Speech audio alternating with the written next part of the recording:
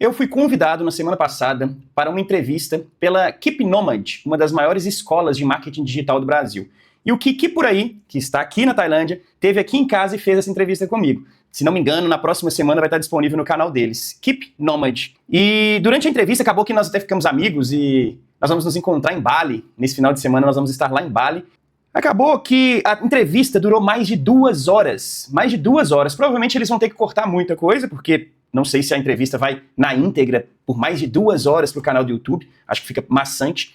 Só que isso foi interessante para eu ter essa ideia de gravar esse vídeo. Durante a entrevista foi pautada em 2 pilares. Os meus negócios, o que eu faço para ganhar dinheiro, e o nomadismo. Ou seja, eu sou um nômade digital. Onde eu vivo, como eu vivo, com quem eu vivo. Então ficou baseado nesses 2 pilares. Principalmente os meus custos para viver como nômade. Então, o que eu vou fazer? Eu vou criar 2 vídeos. Um vídeo específico sobre o pilar de como eu faço dinheiro e um outro vídeo específico sobre os meus custos aqui na Tailândia. Lembrando, eu estou aqui na Tailândia, eu viajo o mundo e hoje eu estou na Tailândia com a minha família, com a minha esposa e 2 filhos, um de 4 anos e um de 8 anos. Então, ou seja, os meus custos são custos para família, não é um custo de mochileiro. E acabou que durante a entrevista, eu acabei me enrolando em relação às empresas. Ou seja, eu fui contando e fui tendo altas lembranças. Gente, eu empreendo há mais de 20 anos. Há mais de 20 anos que eu empreendo. Então, querendo ou não, tem coisas que aconteceram lá no passado que eu não vou me lembrar. E acabou passando batido algumas empresas que eu não citei, algumas empresas que eu tive e acabei não citando e foram importantes para mim. Então foi por isso. Eu decidi sentar e documentar todas as empresas pelas quais eu passei ou que eu tenha criado. Algumas eu não vou citar o nome, mas algumas eu vou citar o nome, então eu acho que eu posso. E eu acho que vai ser bem bacana, acho que vocês vão curtir. A intenção é documentar a minha jornada profissional até chegar onde eu estou. Onde eu estou? Eu estou do outro lado do mundo, já visitei mais de 30 países, junto com a minha família, eu não fico mochilando, não. Eu visito e moro, chego a morar 3 meses num lugar. Aqui na Tailândia nós estamos há 1 ano e meio. Então, ou seja, já tive... Enfim. E hoje... nós temos 13 micro-SaaS. São 13 empresas no nosso portfólio. Eu, minha esposa e mais 4 pessoas. Então, ou seja, com um total de 6 pessoas no time, a gente administra 13 empresas. Então, eu vou contar justamente essa trajetória da minha história para chegar até aqui. E eu vou começar pela minha formação acadêmica, porque eu acho que isso é dúvida para muita gente. O que eu faço, o que eu estudo? Bom, eu estudei administração pela PUC Minas. Um curso extremamente genérico. Então, eu sou um profissional generalista, eu sei um pouco de tudo. Essa é a minha formação e eu sou extremamente satisfeito por isso. Embora, logo em seguida, eu fiz uma especialização, uma pós, em finanças empresariais. E logo depois, tudo em sequência, eu fiz um MBA em gestão executiva para negócios. Querendo ou não, isso aí foi um total de 8 anos, provavelmente uns 8, no máximo 9 anos. Tudo isso aconteceu a partir dos meus 17 anos. A minha graduação em administração pela PUC Minas, eu entrei com 17 anos e saí ali com 21 para 22 anos. 21 anos. Enquanto isso, eu já estava trabalhando na empresa do meu pai. Meu pai tinha a Reta Armários, uma indústria de armários planejados, focada em decoração, com arquitetos que eram parceiros. Então a gente desenvolvia grandes projetos de residências, grandes mansões de Belo Horizonte foram produzidas. Os armários, a decoração foi produzida pela empresa do meu pai, a Reta Armários. Inclusive lá em Belo Horizonte, Contagem, região metropolitana, foi uma das maiores. Durante esse período também ali, de 17 a 21 anos que eu tinha, eu acabei fazendo estágio também em uma empresa de telefonia e PABX. Quando a gente fala telefonia hoje, parece que é Oi, TIM. Não era isso. Era uma empresa de instalação de PABX e espera telefônica. Vocês lembram daquela musiquinha que ficava tocando? Pois é, eu cheguei a vender isso, espera telefônica, e aí falava, né, aguarde alguns minutos que você já está sendo transferido. E o próprio aparelho de transferência, de ligação, que era o PABX. Provavelmente muitos de vocês nem sabem o que é isso. Isso foi um estágio, né, que eu fiz quando eu tinha 18, 19 anos, no máximo ali. Então, isso já tem 20 anos. Muitos de vocês nem têm 20 anos. Logo em seguida, depois desse primeiro estágio que eu fiz, ainda ali com 19 anos, eu tenho uma colinha aqui do lado, tá, gente? Eu tô olhando aqui pro lado, porque tem uma cola. Eu não vou fazer igual eu fiz com o Kiki por aí, quando ele esteve aqui com a Keep Nomad, e eu fui tentando lembrar de cabeça, porque eu não vou lembrar. Então eu fui anotando. Então eu vou ir falando pra vocês tudo que tá anotado aqui. Vocês vão ver olhando pro lado aqui, é uma cola, tá joia? Então, logo depois do meu estágio, eu criei a minha primeira empresa. Não sozinho, com um sócio. E não foi meu pai. Dessa vez não foi meu pai. Muitos anos da minha vida eu empreendi na empresa do meu pai, mas aos 19 anos, deve ter começado, gente, com uns 13 anos. Tudo bem, não comecei empreendendo, não comecei em cargos administrativos, eu comecei varrendo o chão de fábrica, eu comecei lixando chapa, lixando porta, lixando MDF, eu comecei limpando os armários, os módulos, eu comecei segurando peça para montador. Então, ou seja, eu comecei em chão de fábrica e eu fui subindo, né? Fiz o estágio, no final do estágio, nessa empresa de PABX, espera telefônica, eu não voltei para a empresa do meu pai. Eu criei a minha própria empresa de armários planejados, junto com o meu sócio. O meu sócio, na época, ele tinha a idade do meu pai.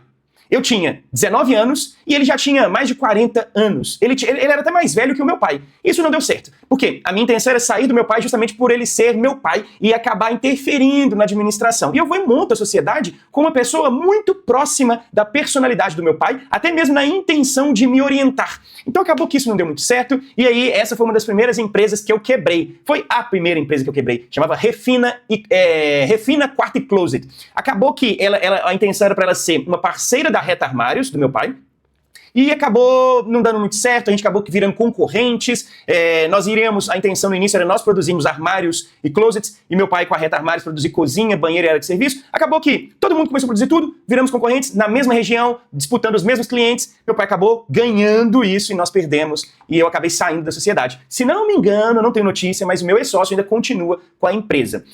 Logo depois, eu saí dessa empresa e fui trabalhar na Lineadoro, uma das maiores empresas de armários planejados de Belo Horizonte. Se não me engano, eu acho que chegou a ser a maior. Também quebrou, tá? Quebrou. Ela era ali no Ponteio Lar Shopping. Ponteio Lar Shopping. Um shopping super chique, lá na zona sul de Belo Horizonte. Super chique. E a Lineadoro foi o primeiro lugar que eu trabalhei, o primeiro e único lugar que eu trabalhei de carteira assinada. Vocês vão ver alguns vídeos meus aí falando que eu nunca trabalhei de carteira assinada. Ou alguns outros vídeos falando, eu tive uma experiência com carteira assinada. E tive, é real. Foi nessa Lineadoro. Eu tive ali um ano, no máximo um ano, estourando um ano de carteira assinada, até para eu experimentar como era a vida de CLT. Então eu experimentei. Eu posso falar que é uma merda. É uma merda ser CLT, gente. Se alguém gosta de ser CLT, fala sério. Provavelmente você é CLT porque tem necessidade e porque nunca teve coragem de empreender. Porque caso contrário, ninguém vira CLT porque quer, porque ama, porque é apaixonado por ser funcionário de alguém, por fazer outra pessoa ganhar mais dinheiro do que ela própria. Isso não entra na minha cabeça. Ainda bem que nem todo mundo pensa assim, senão o que seriam das empresas sem funcionários, não é verdade? Então todo mundo tá certo. Tá joia? Todo mundo tá certo. Logo em seguida, um ano de Lineadoro, eu saí e voltei a trabalhar com meu pai, mas em um outro projeto, a Oficina e Arte. Nós trabalhávamos também como indústria, só que agora de móveis, em madeira maciça. Madeira teca, madeira... Enfim, se não me engano, a base era teca. E aí, meu pai sempre gostou disso. Meu pai é marceneiro a vida inteira. E ele sempre teve muito prazer em criar peças, em criar protótipos, em criar móveis. Ele começou a desenhar peças e nós começamos a produzir em larga escala. Nós tínhamos representantes em Brasília, Rio de Janeiro e Belo Horizonte. Então, esses 3 estados do Brasil, nós estávamos mandando os nossos móveis para as maiores lojas desses estados. Se não me engano, a gente ficou ali durante 2, 3 anos mandando bastante móvel, móveis finos, móveis de luxo, móveis caros, caríssimos inclusive, para essas grandes lojas de Belo Horizonte, Brasília e Rio de Janeiro. Isso aí foi mais ou menos até os 21 anos, 22. Eu sei que na minha primeira loja, partindo da Oficina e Arte, eu tive a brilhante ideia de montar a minha primeira loja física. E montei uma loja lá no Castelo, na Avenida Atlântica, atual Heráclito Mourão de Miranda, lá em Belo Horizonte, no bairro Castelo. Montei a loja, colocamos os móveis do meu pai, alguns móveis importados daqui, da China, daqui que eu falo do continente asiático, algumas peças decorativas importadas da Indonésia, que eu tô na semana que vem. Olha, eu nunca imaginei que eu fosse experienciar isso, que eu fosse viver isso. Eu mandei, com 20 anos, 21 anos, eu importando peças para o Brasil da Indonésia, e agora, na semana que vem, eu vou para a Indonésia, estarei em Bali. É incrível isso, gente, incrível. Montei minha primeira loja lá no bairro Castelo. Depois disso, nós tivemos ainda outras 2 lojas, uma no Buritis, na Mário Werneck, e outra no Belvedere, no Shopping Serena Mall. No Shopping Serena Mall. Foram 3 lojas. Até então, nós trabalhávamos com parceiros. Eu era lojista e tinha vários parceiros. Muitas parcerias acabou não dando muito certo e eu quebrei mais uma vez, né? Fui para o digital, e aí eu montei minha primeira empresa digital, também no nicho, no segmento de móveis. Montei o sitedosmóveis.com. Na época, gente, isso foi o quê? Eu tinha 21, isso na época, eu não vou conseguir fazer cálculo de cabeça rápido assim. Há 20 anos atrás? Então, 2005, 2007, 2008, eu vou errar nas datas, gente. Não vai bater muito bem as datas, não, porque muita coisa rodava em paralelo. Enquanto eu montava uma coisa, eu ainda montava outra coisa juntos, aí eu nem terminava uma e já começava a montar as outras. Então, eu sempre fui empreendedor. Então, eu sempre tive tudo, para onde eu eu olho, eu vejo uma oportunidade de resolver alguma coisa. Isso é a cabeça de empreendedor. Não vou nem falar que onde eu olho eu vejo dinheiro, eu vejo chance de ganhar dinheiro. Não. Para onde eu olho, eu consigo enxergar um problema que eu consigo solucionar. E quase sempre com tecnologia. Hoje eu sei disso. Mas enfim, na época eu vi que estava crescendo muito as lojas, os e-commerces. Nem existia, tá, gente? Magazine Luiza no digital, não tinha Madeira, e nem cogitava existir Madeira na época, que hoje é um unicórnio do Brasil. Não existia Mobile, não existia, enfim, grandes marketplaces que existem hoje, não existiam na época. E eu já tinha essa ideia do site dos móveis.com. A minha intenção era vender os móveis do meu pai na internet. Então eu comecei. Eu e meu ex-cunhado na época, nós começamos a cadastrar os móveis. Eu tinha uma meta, cadastrar 1000 produtos. Ingenuidade do pobre garoto. Nós não conseguimos cadastrar, gente, nem mesmo 300. E sabe em quanto tempo? 6 meses. 6 meses para cadastrar 300 produtos. Ainda foi demais. Se fosse para eu começar um e-commerce hoje, embora eu não começaria um e-commerce hoje, mas se fosse para eu começar um e-commerce hoje, eu começaria com 50 produtos. E mesmo assim eu começaria a vender antes de ter nenhum produto. Porque eu ia começar a perguntar para as pessoas. Quem está entrando no meu site, eu ia disponibilizar um monte de foto lá, sem ter nem produto cadastrado. E ia começar a perguntar para as pessoas o que elas querem. Mas é claro que não é perguntando assim, né? É disponibilizando a condição de comprar, e quando vai comprar não tem como pagar, aí eu já descubro que aquela pessoa está querendo comprar aquilo. Aí eu vou lá e cadastro aquele produto. Mais ou menos isso. Mas na época eu não sabia disso, né, gente? Na época eu saí cadastrando, a minha intenção é cadastrar 1000. Cadastrei 300 em 6 meses. Mais 6 meses para conseguir fazer 3, 4 vendas. Gente, 1 ano de empresa, 6 meses cadastrando, 6 meses com processo de vendas. Não tinha investido em aprendizado de vendas na internet. Para mim, na época, era só cadastrar produto em loja virtual, que do nada eu já ia começar a ganhar dinheiro. Cadastra produto que vai ter venda. Não, não é assim que funciona. Vender é muito mais difícil do que criar o e-commerce. Então, eu consegui criar esse e-commerce com 300 produtos, eu consegui quebrar depois de 6 meses. Na verdade, nem durou mais 6 meses, não. Durou, se não me engano, mais 3 meses. Por quê? Eu não conseguia vender direito, e quando eu vendia, eu não tinha me preocupado com a logística, o custo de entregar um sofá lá no Acre, em Rio Branco do Acre. Imagina! Eu não tinha me preocupado com isso. E aí eu não me organizei em relação à logística e acabei quebrando porque eu não tinha o cálculo correto. Um sofá para entregar em Rio Branco, no Acre, ele custava o dobro do preço porque o frete era o dobro do preço. Então eu tinha prejuízo na venda e eu entregava com frete grátis. Então, enfim, foi uma experiência bacana de ter passado, mas eu quebrei. Até mesmo porque eu foquei. Hoje eu sei disso, mas na época eu não sabia. Eu foquei no lugar errado. Eu foquei na habilidade errada. Eu foquei em construir errado. Eu comecei no lugar errado, em produto. Não, hoje, eu tenho um vídeo gravado aqui, eu vou deixar um card, que o produto é o de menos. Foque nos canais de aquisição. Foque em aprender a vender. Foque em aprender a empreender. E depois se preocupe com o produto.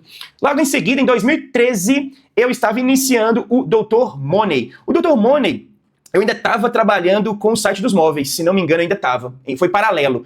O que era o Dr. Money? O Dr. Money era um aplicativo de consultoria financeira pessoal. Pelo fato de eu ter tido essa bagagem financeira, eu estudei, eu tive um currículo rico e recheado de finanças, fiz finanças empresariais, fiz gestão executiva, então, ou seja, acabou que eu achava que a minha área era financeira. E acabei me tornando um consultor financeiro. Só que eu queria ter escala, então eu criei o drmoney.com. O Dr. Money, na época, inclusive junto com um parceiro, até então eles eram meus parceiros antes do Dr. Money, porque todos os sites que eu precisava de fazer, inclusive o site dos móveis, foi feito com eles, com a Constru Site Brasil. E aí o meu sócio, acabou virando meu sócio, porque eu apresentei para ele a proposta do Dr. Money, ele curtiu a ideia, topou e aceitou empreender junto comigo. Ele era o braço de tecnologia e eu era o braço de marketing, desenvolvimento e vendas. Nessa hora, a gente começou a projetar, planejamos tudo direitinho, fomos desenvolvendo. Gente, isso era 2013, 2014. Não existia a velocidade de desenvolvimento que existe hoje, com no-code, com low-code, com esse tanto de plataforma que existe hoje, não existia na época. Nós demoramos pra caramba pra criar um MVP bem simplesão e demorou, sei lá, 6 meses a 1 ano pra criar um MVP. Hoje a gente sabe que se a gente demorar 1 ano para desenvolver um MVP, ele vai nascer morto. Ele nasce morto. Isso aconteceu naquela época. A gente criou e eu fui pra rua vender. Quando a gente solta no mercado, nós conseguimos ali alguns pouquíssimos clientes, não pagava nem o custo da plataforma, nós não conseguíamos ganhar nada, nem eu, nem ele, nem meu sócio, e a gente percebeu que isso não vai dar dinheiro. A gente continuou insistindo, fez um lançamento, fez outro lançamento, e mesmo assim não deu certo, decidimos pausar o projeto. Até então foi dado como fracasso. E de fato, para aquela época, foi sim um fracasso, devemos reconhecer. Até mesmo porque fracassos vêm... É óbvio, de acordo com quem olha, né? No Brasil, infelizmente, quebrar empresa, as situações de fracasso são vistas com maus olhos, mas para o resto do mundo inteiro é visto com bons olhos. Você chega para uma entrevista com investidores e te pergunta quantas empresas você já teve, quantas empresas você já quebrou. No Brasil, se você quebrou uma empresa, você é um incapacitado. É incrível. Mas enfim, eu quebrei um monte de empresas. E o Dr. Money foi só mais um deles, para a época. Porque vem novidades por aí. Mas enfim, eu quebrei também mais uma empresa, Dr. Money. Se não me engano, eu devo ter quebrado mais de uma dezena de empresas. Eu não vou citar todas elas aqui, algumas foram citadas aqui. E aí, essa foi mais uma que eu fracassei no digital. Depois do site dos móveis, que foi a primeira no digital, que foi um e-commerce, o Dr. Money foi um aplicativo, e depois de ter quebrado várias empresas, eu percebi que eu precisava de dinheiro, e para onde que eu voltei? Eu voltei para a área de planejados. Então, em 2014, eu criei a Atos Planejados, sozinho, não, junto com um amigo meu, junto com o meu amigo. Nós criamos a Atos Planejados, eu era o vendedor e administrador, ele era o vendedor. Não, desculpa, eu era o vendedor, ele era o montador. E duramos ali um ano, a intenção foi só juntar dinheiro. A minha intenção nunca foi trabalhar e voltar para o mercado, para o nicho de móveis planejados. Mesmo porque eu não curto muito. Muito do que eu tenho hoje foi graças aos armários planejados, mas não foram os meus melhores momentos de vida. Os meus melhores momentos de vida foram na tecnologia, no marketing. Foi aí. Então, eu percebi que o Atos Planejados me deu o suficiente para eu entrar no próximo projeto, meu próximo projeto. Eu juntei muito dinheiro, porque isso é uma coisa que dá para fazer com o armário planejado, juntar muito dinheiro. Um ano, eu juntei dinheiro para sobreviver por mais um ano, investindo em algum novo projeto. E aí veio mais um projeto, Propósito 21 Trade Card Game. Eu criei um TCG. Vocês já ouviram falar em Magic the Gathering? Já ouviram falar em Yu-Gi-Oh? Já ouviram falar em Pokémon TCG? Pois é, eu criei um concorrente para esses Trade Card Games. Consegui até chegar, eu sempre fui empreendedor, né? Eu sempre empreendi, então eu não era dos jogos, embora eu gostava de jogar, todos esses aí eu jogava, tá? Criei uma nova mecânica baseada nessas três, fiz uma parceria também com uma sócia, com uma gráfica lá em Belo Horizonte, na Pampulha, e eu consegui uma sócia para produzir para mim. Então, vocês perceberam que eu sempre vou atrás de um sócio para produzir para mim. Quando é no digital, eu vou atrás de um sócio que vai produzir, que vai desenvolver. Quando é no físico, eu vou atrás de um sócio que vai produzir fisicamente. E eu consigo vender o projeto. Uma coisa que eu sei fazer bem é vender ideias, vender projetos. E eu consegui, mais uma vez, uma sócia para o Propósito 21, P21. E ela produziu os cards, a gente fez as embalagens, embalou tudo, ficou bem bonito. Criamos a loja virtual e também eu consegui entrar em mais de 16 leituras em Belo Horizonte e região metropolitana. A leitura, se você não é de Belo Horizonte, em Minas Gerais, você provavelmente não conhece a leitura. A leitura é como se fosse uma Saraiva, uma livraria. Existe a livraria Saraiva? É isso mesmo? Eu acho que é isso. Acho que existe, né? A livraria Saraiva. Enfim, a leitura é a maior livraria de Belo Horizonte, de Minas Gerais. É a leitura. Não sei se tem em outros estados, eu acho que não tem, mas eu consegui estar em 16 lojas físicas com o meu produto sendo vendido lá nas lojas. Mas eu comecei a desviar porque eu queria muito estar no digital. E o Propósito 21, ele não era digital, ele era um negócio físico. E eu comecei a abrir mão do Propósito 21 porque eu estava iniciando um novo projeto, eu queria fazer lançamentos, eu queria ser copywriting. Isso aí foi em 2015, 2016. Eu estava deslumbrado com o digital na época, com o marketing digital. Então eu comecei a estudar muito, comecei a deixar de lado o meu negócio, que inclusive estava crescendo e estava me dando pouquinho dinheiro, mas estava me dando dinheiro. Mais do que o Dr. Money me deu na época, muito mais do que o site dos móveis nem me deu dinheiro, mas mesmo assim, fui deixando de lado, até eu ser quase expulso da leitura. Porque quando você não bate meta durante 3 meses, eu tava batendo meta todos os meses, porque você tem que ficar indo lá visitando, conversando, batendo papo com os vendedores, treinando vendedores, explicando os benefícios do Trade Card Game, para os vendedores quererem vender o seu produto. Como eu parei de fazer isso, o vendedor para de vender. E quando você para de vender, você tem uma meta para estar dentro da livraria leitura,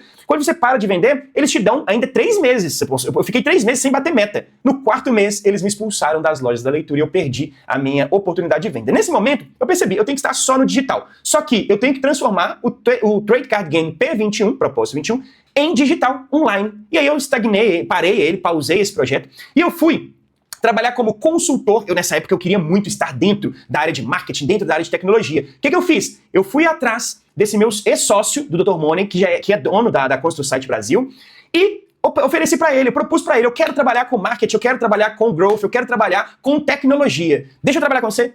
Fiz um projetinho para ele, do que eu podia fazer, do que a gente podia desenvolver dentro da empresa, ele curtiu, ele fez alguns ajustes, algumas adaptações no projeto, beleza, entrei na Constru Site Brasil como Growth Hacking, ou seja, com foco em desenvolver, fazer análises, encontrar brechas, desenhar hipóteses, testes, testar, rodar teste e validar sucesso ou fracasso para crescer a empresa. Então, Growth Hacking nada mais é do que encontrar brechas para o crescimento. E era isso que eu fazia lá na ConstruSite Brasil. Nós acabamos desenvolvendo dentro da própria empresa um sistema de pagamentos, um gateway de pagamentos, que acabou virando um spin-off, saiu da empresa, ficou independente, que foi o Galaxy Pay, e inclusive foi vendido para a Cellcoin em 2021, 2022. Não vou lembrar quando que foi a data, se foi 21 ou 22. Enfim, e o Galaxy Pay foi essa outra empresa que eu também fui consultor de Growth Hacking durante todo o tempo, praticamente, de existência do Galaxy Pay, enquanto Galaxy Pay. Porque depois que ele foi adquirido pela Cellcoin, eu saí vazado, tá? Inclusive, coincidiu com o início da minha primeira empresa. Mas antes de falar da minha primeira empresa, eu também tenho que falar de uma terceira empresa de consultoria, que inclusive até hoje é meu cliente de consultoria, que é a Super Simples, o Banco FGTS.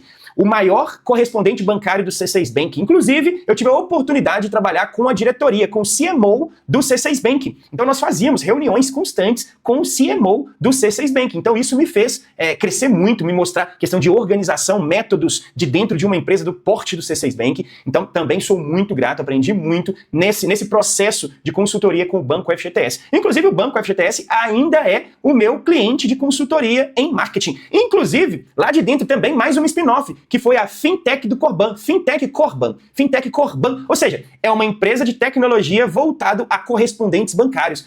Se não me engano, é a maior Fintech para Corban do Brasil, e eles são meus clientes também de consultoria, ainda são. Desde a época, desde 2019, se não me engano, nós vamos entrar aí no 6º mês de consultoria e eles são meus clientes fiéis.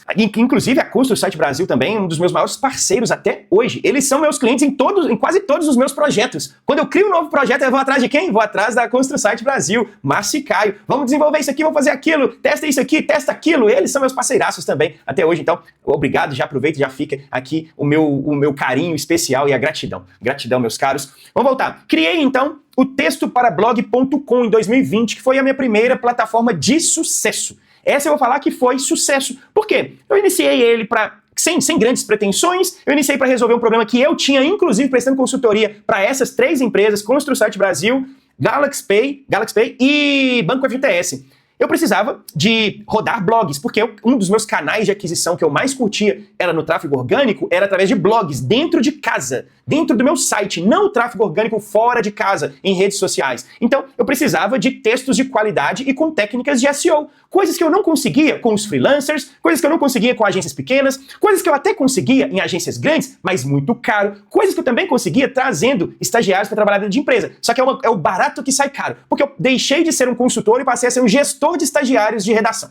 E eu não curti aquilo. E aí acabou que eu criei o textoParablog.com, que é uma plataforma que intermedia 2 pilares. De um lado tá a empresa que precisa de textos para publicar em seus blogs. E do outro lado estão os freelancers, os redatores que querem ganhar dinheiro escrevendo textos para blog. Eu estava aqui no meio. Eu entrevistava, eu classificava, eu treinava, capacitava e chancelava. Carimbava ali o redator que tinha qualidade. Inclusive, como eu treinava, eu chegava até a vender cursos. Até hoje eu tenho um curso que vende para o redator. Os redatores com as melhores notas viram redatores oficiais do textoParablog.com, a minha plataforma, que vai escrever textos para as empresas que precisam de textos para blog. Até hoje, esse processo ainda é o processo que mais me dá dinheiro por todo o meu portfólio. Ele é responsável por mais de 60% da renda do meu portfólio, ainda vem do textoParablog.com. Coisa que vai mudar. Porque agora nós estamos investindo muito mais nas empresas, nos micro-SaaS que possuem inteligência artificial. Então a minha intenção é aumentar muito o faturamento dessas outras plataformas. Depois do textoParablog.com, quando eu percebi que ele havia dado certo, eu modelei o processo, eu modelei o sistema, eu modelei o produto, eu modelei a empresa, para que eu pudesse criar outras empresas baseadas naquele processo, naquele modelo que deu certo. Eu modelei a minha própria empresa que deu certo e repliquei na criação de novas empresas. E aí eu criei minha segunda empresa, que foi o TrocaZap. Já foi, inclusive, junto com a Laira, minha esposa. Então, desde aí, já pode dizer que existia o On Family Business, embora o termo foi cunhado só no início desse ano, há poucos meses atrás. Então, o TrocaZap já foi o primeiro produto em família, criado com a minha esposa. Inclusive com a minha irmã também, nós 3 como sócios. Eu, minha irmã e a minha esposa. Então o TrocaZap foi a nossa segunda empresa, que foi uma réplica do primeiro modelo que deu certo, de sucesso. Depois disso nós criamos o terceiro e o 4º produto, Prospectador e Tarefa App. Nessa hora aí nós já estávamos com 4 empresas. Depois disso, eu acabei voltando a criar outra, eu acabei voltando com projetos antigos que eu queria torná-los micro SaaS. Eu voltei com o Propósito 21 Trade Card Game, eu voltei com o Box do Amor. Box do Amor também foi uma empresa que eu criei junto com a minha esposa, clube de assinatura de experiências eróticas, e eu voltei com ele com a intenção de torná-lo digital. Voltei com o Dr. Money, que vai ter lançamento agora, na próxima semana. Se você está assistindo esse vídeo, eu não sei quando você está assistindo, provavelmente já foi lançado. Procure aí Dr. Money com inteligência artificial, consultor financeiro. A professora Mariana, que ensina inglês direto no seu WhatsApp, uma inteligência artificial. E por último agora, estamos criando a Melhor Agência AI. É uma agência de funcionários AI. Eu vou gravar um vídeo, inclusive o próximo vídeo que vai sair no canal, talvez até tenha saído quando você estiver assistindo esse vídeo, é sobre essa agência que nós estamos desenvolvendo de inteligência artificial, onde você vai poder contratar funcionários AI. Você vai contratar robôs para trabalhar com você. Você vai pagar salários, só que salários pequenininhos, nada comparado com os salários altos que vocês pagam para os seus atuais funcionários. E outra, os meus funcionários que eu estou disponibilizando para você nessa agência não erram. Eles não erram. Eles fazem muito melhor do que os seus funcionários. Marca isso, grava isso para você poder me cobrar depois, aproveita disso. Então, a agência de AI está saindo do forno agora. Você tem duas oportunidades com a agência AI, eu vou apresentar nesse próximo vídeo nosso, tá? Mas já adiantando, você pode tanto contratar os funcionários, como ganhar dinheiro com esses funcionários. Eu vou explicar melhor como que isso funciona mais na frente. Além desses que eu citei, nós ainda temos micro SaaS, que eu não posso citar o nome do parceiro, mas nas áreas de saúde, turismo e sustentabilidade. Essas três áreas nós já temos, já estão rodando e você pode também ser dono de uma das franquias desses. Saúde, turismo e sustentabilidade. Mas eu não posso citar o nome dos parceiros. Esses são os únicos três que eu não posso. Então, ou seja, atualmente eu e minha família, eu e minha esposa, nós temos 13 empresas construídas, empresas de verdade. Inclusive, nem todas são dentro do mesmo CNPJ. O que pode colocar dentro do mesmo CNPJ, eu coloco. É óbvio, eu coloco o que pode. Quando eu não posso por causa de KNAI, de atividade, eu vou lá e abro um novo CNPJ para aquela atividade em específico. Então, são empresas reais, de verdade, com CNPJ, não é brincadeira não. Então, só que nós temos características para essas 13 empresas. E eu vou citar essas características de todos esses modelos que eu acabei replicando, porque eu modelei lá na primeira empresa de sucesso, você lembra? Então, primeira característica, tem que ser digital. Tem que estar na internet, tem que ter venda online e, se possível, tem que ter entrega online. Os infoprodutos são possíveis. Alguns desses projetos ali não são possíveis não. Precisa ainda de entrega física. Segundo, potencial de escalabilidade. Tem que ser possível vender muito mais do que o custo aumenta. Basicamente, o meu faturamento tem que crescer de uma forma desproporcional às despesas. Tem que crescer 3, 4 vezes, enquanto as minhas despesas crescem 0,5, 0,7, 0,8. Basicamente, isso é o conceito de escalabilidade. É vender cada vez mais sem necessariamente aumentar os custos dos produtos, os custos de entrega, os custos de logística. Terceiro, MRR, esse é meu queridinho, receita mensal recorrente. Eu não trabalho para vender todos os meses. Eu não me preocupo em ter que fazer uma nova venda hoje. Eu não me preocupo em ter que fazer uma nova venda amanhã. Assim como os donos de e-commerce, os vendedores de curso, quem tem loja física, loja de sapato, loja em shopping, loja de alimentação, todos vocês precisam se preocupar em fazer uma nova venda. Hoje, amanhã, vocês começam um mês com 0 vendas. Zero vendas. Eu começo o mês com todas as vendas que já foram feitas durante toda a minha história. Porque eu trabalho com MRR, Receita Mensal Recorrente, por assinatura, como se fosse o seu Netflix, como se fosse o seu Spotify. Você cancela Spotify? Você cancela Netflix? Pois é, todos os meus produtos, todas as minhas empresas são nesse modelo Netflix, nesse modelo Spotify. Inclusive a maioria low ticket, ticket bem baratinho, aquele que as pessoas colocam no cartão de crédito e nem lembram que estão pagando, basicamente esses. Nada de projetos personalizados. Isso é uma coisa que eu cortei lá no início, embora quando é uma nova empresa, igual vai ser a de agência de AI, nós até aceitamos projetos personalizados, porque deles são criados projetos que viram padrão de revenda. Então, no início, eu analiso o mercado, ofereço a possibilidade de personalização de um novo funcionário, desenvolvo o agente e depois eu saio replicando aquele agente depois do primeiro. Então, se eu perceber que tem valor, eu vou sim trabalhar com personalizados, mas sempre focado em padronizar, em gerar padrões nos produtos e padrões nas empresas, para não ter que pegar um novo projeto que eu vou ter que movimentar toda a minha empresa, profissionais, para poder trabalhar naquele projeto, ficar fazendo alocação de profissionais. Não, eu não quero isso mais e a gente cortou essa questão de projetos personalizados. A empresa tem que ser sempre enxuta. O que é isso? Poucas pessoas, baixo custo e poucos processos. Gente, nós trabalhamos em 6 pessoas. 6 pessoas. Eu, minha esposa, meu filho e mais 3 pessoas no Brasil. Um de tecnologia, um de marketing e um de suporte. Só isso. Só isso, basicamente. E minha esposa no comercial de vendas, eu em estratégico, sei lá o que eu faço nessa empresa, eu acho que eu não faço nada nessa empresa. E meu filho tá entrando agora também com prospecção, edição de vídeos e algumas outras coisinhas, como se fosse o Office Boy de antigamente, não é isso? Meu filho tem 8 anos de idade. Próxima característica de todos os meus negócios, usam IA e automações. Não necessariamente, gente, precisa do produto ter IA, mas nos meus processos existe IA e automações. Nos meus processos. Pode ser que o meu suporte utilize de IA, mas o meu produto que você compra não tem IA, mas o meu suporte está usando IA. Então onde eu quero chegar é isso. Essa é uma das características que eu utilizo dentro da minha empresa. Justamente utilizando de IA e de automações é que eu consigo trabalhar bem enxuto com 4, 5 pessoas.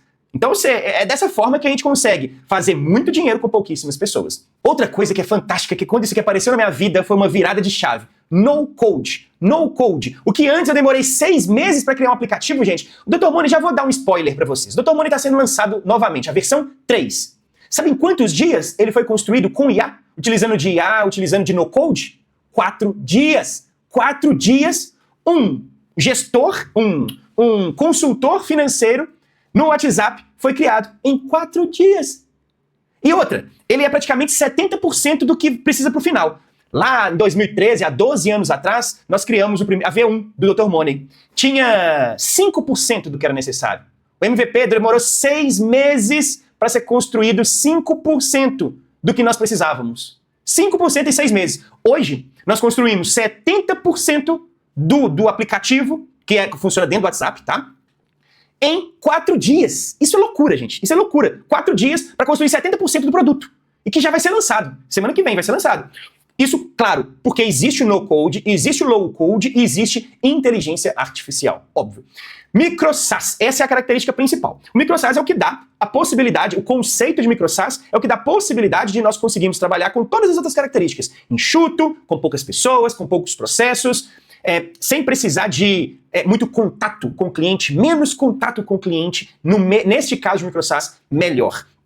B2B e B2C. Nós não fazemos distinção entre B2B e B2C. Tem produtos que são para empresas e temos produtos que são para o consumidor final. O Dr. Money, por exemplo, tem ele para empresas e tem ele também para pessoa física. A professora de inglês, a professora Mariana, focado em pessoa física. Então, nós não fazemos distinções. B2B e B2C. Outra característica que vai de contra o mercado, que o mercado inteiro está adorando falar que os produtos precisam ser nichados. Isso, nicho verticalizado, sei lá, um monte de nome, verticaliza. Não, eu trabalho horizontalizado. A maioria dos meus produtos, vocês podem observar que são horizontalizados. Eu vou de contra o mercado. Não é o jeito certo, não é o que eu te recomendo se você pretende começar agora, mas eu tenho bastante bagagem, já tenho conseguido fazer isso de uma forma um pouco mais alinhada. Porque mesmo que eu consiga um nicho horizontalizado, eu tenho uma comunicação efetiva. Então, a forma como eu faço marketing é assertivo. Também são 20 anos fazendo a mesma coisa. Ou seja, nós não trabalhamos com nichos nichadinho, pequenininho, não. Tá joia? Bootstrapping. Todos os nossos negócios são bootstrapping. Ou seja, eu não pego investimento de VCs, de investidor anjo, não pego investimento de terceiros, eu não pego investimento externo, eu não pego dinheiro no banco, eu não pego um centavo com outra pessoa que não seja eu. Então, eu invisto nos meus próprios negócios. Como? Fazendo com que um negócio sustente o desenvolvimento do outro negócio. O texto para blog, ele começou a dar dinheiro. Beleza, legal. Eu comecei a guardar esse dinheiro e comecei a criar outros produtos, outras empresas, com o dinheiro deste primeiro produto. Então, o texto para blog acabou financiando o desenvolvimento dos outros produtos. É isso mesmo. Se você não... Michael, eu preciso começar. Como eu começo? Você pode começar fazendo a sua CLT, o seu trabalho, o seu salário, bancar o seu próximo negócio, o seu primeiro negócio. Faça a sua CLT. Eu sempre fico falando aqui, né? Meta o pé na CLT, abandone a CLT. Mas peraí. Com responsabilidade. Primeiro, suga o dinheiro da sua CLT, faça com que ela banque o seu primeiro projeto, faça com que ela banque o seu primeiro produto, faça com que ela banque a sua primeira empresa, faça com que ela banque o primeiro desenvolvimento do seu negócio, faça com que ela banque você como empreendedor. Seja inteligente. Pega o dinheiro do seu salário e invista no seu negócio. Ah, não dá porque eu gasto tudo. Então desiste. Potencial de serem franqueáveis. Todos os meus negócios têm que ter o potencial de você também poder ganhar dinheiro. Quando eu começo um novo negócio, eu sempre estruturo ele para que não somente eu ganhe dinheiro, para que qualquer pessoa possa ganhar dinheiro. Isso é o potencial de franquia. Tem que ser possível fazer franquia. Ou seja, negócios com estrutura, processos e modelo replicável. Ou seja, com potencial de se tornarem franquias. todo negócio meu tem o potencial de se tornar franquias. E hoje eu tenho, chegando perto do fim do vídeo aqui, hoje eu tenho um portfólio de micro franquias, que você pode ser dono do seu próprio negócio. Quanto que eu ganho hoje com o meu portfólio total? Um pouco mais de 100 mil reais. Pouco mais de 100 mil reais todos os meses. Mas são 13 micro franquias. Mas eu também já falei que só o TX, o texto para blog, vai aí mais de 60 mil, né? Então, ou seja, distribui o resto aí nos outros. Ele tá bancando ainda muitas micro franquias que a gente tá testando, tá? Quantas pessoas me ajudam hoje? 6 pessoas no total. Oportunidade para participar da comunidade. Beleza, passei por todos os tópicos. O vídeo tá ficando muito longo. O que acontece, gente? Eu tô querendo testar um novo modelo de comunicação com vocês.